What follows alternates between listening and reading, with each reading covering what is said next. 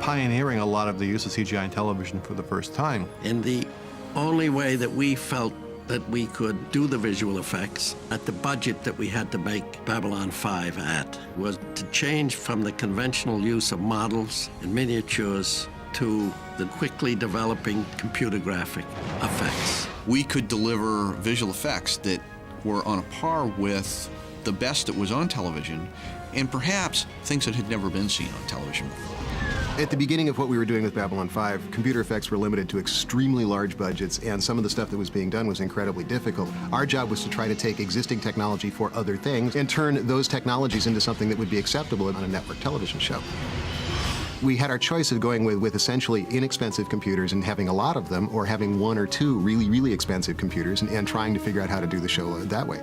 Because we had so many shots every week, I mean, we averaged 90 shots a week, which is unheard of in television in 1993. Before computer graphics, you designed shots that the limitations of a motion control rig could handle. By making the choice to make Babylon 5 computer graphic, it meant that we could do anything we wanted with those models. We could spin them, we could tumble them, we could have the camera fly around them, and it made the style of the show distinctly different from anything that came before it, because we were free to move the ships and the camera anywhere we wanted. You could go from 20 miles out, zoom in through a window, and end up on a character's face in one continuous push-in, which you could never do in models.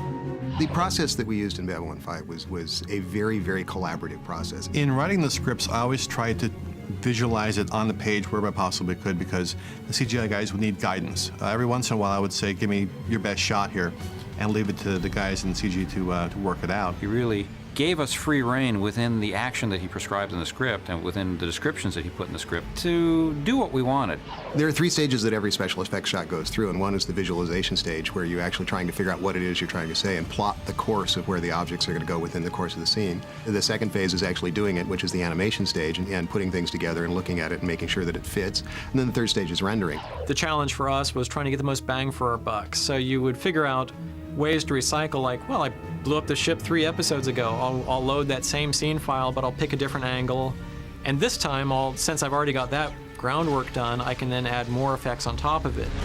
In CG, you end up with perfection because it's very digital and very, very square, and you can really tell that it's not real or organic in any sense. That is the challenge of doing it in the computer, is trying to make it look more real.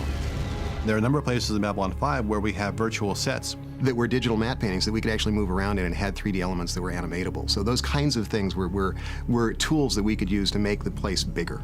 In Babylon 5, we were occasionally budgetarily challenged, so we had to do things where we tried to do more with less. We didn't have the stage space, we didn't have the number of extras that we could get to bring an entire army into Babylon 5 for Gropos, so we had to create that gate. And creating that gate meant that we have to try to figure out how to do, with X feet of stage space, how to do it so that it was a multiple angle gate.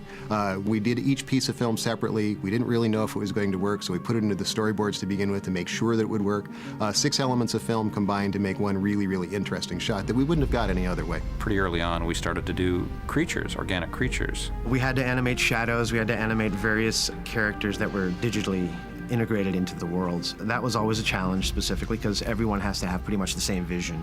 And we would go through a couple iterations trying to get it right. It was a really great feeling, though, when you got it just right. But the reality is that that kind of stuff is always difficult. And, those episodes would take longer than the space battle episodes. You're pushing more polygons, more shading, more everything in just the average video game now than we were capable of, even in several seconds or, a minute or so of rendering at the time. We were there at sort of the beginning of the desktop 3D revolution. I started my visual effects career in the days of opticals, optical printers, downshooters for animation, and I think a lot of us on Babylon 5 did. And now our careers are going forwards in the days when we barely touch cameras anymore. It's all computer graphics and screens. And the really cool and exciting thing about being on Babylon 5 was to be a part of that transition from one to the other.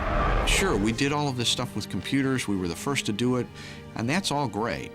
But it supported the storytelling. It allowed us to heighten the drama in ways that if we were doing it with models and miniatures, we would not be able to art direct those kinds of moments, to make a dramatic punctuation to something that was going on. Probably the single area where CGI benefited us the most was in terms of making space colorful, using realistic backgrounds, and in terms of the battles we could do. It allowed us to show the proper physics and dynamics of ships in motion, to comp in environments that you couldn't possibly hope to make in reality, virtual sets, virtual environments. It really was a liberating factor for us. If we could write on the page, they can make it happen on the stage.